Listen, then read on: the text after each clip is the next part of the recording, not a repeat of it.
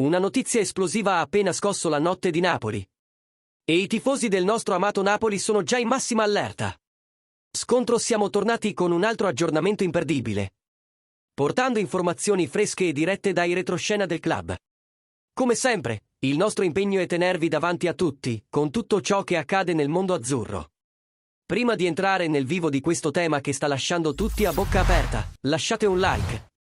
Iscrivetevi al canale e attivate la campanella, perché quello che arriva ora promette di scuotere il mercato e i piani di Antonio Conte. Palla da calcio fuoco.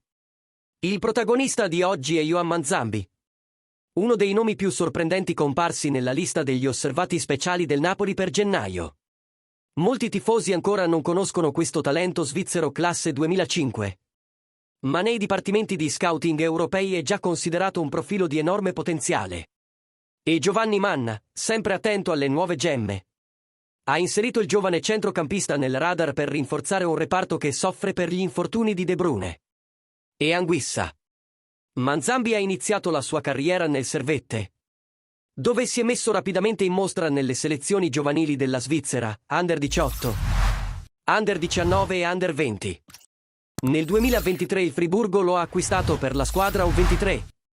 Ed è proprio in Germania che il giocatore ha fatto il salto decisivo.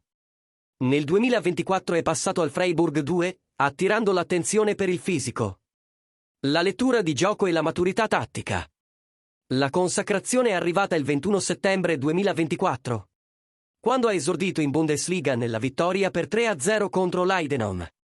Qualche mese dopo, nell'aprile 2025, ha segnato il suo primo gol in campionato. Una rete decisiva, nei minuti di recupero, contro il Borussia Mönchengladbach. L'ascesa non si è fermata lì.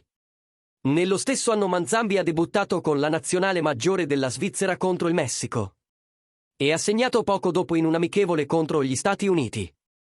Ma il momento più importante della sua giovane carriera è arrivato il 10 ottobre 2025.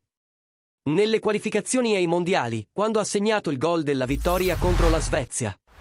Una rete che lo ha inserito definitivamente sulla mappa del calcio europeo. Perché il Napoli lo sta osservando? Perché Manzambi possiede tutte le caratteristiche richieste da Conte: intensità, resistenza, buona conduzione, aggressività nel recupero e una maturità sorprendente per un ventenne. Può giocare da mezzala, da mediano più fisico o da box to box. Esattamente il tipo di profilo che manca al Napoli mentre Anguissa e De Bruyne restano ai box.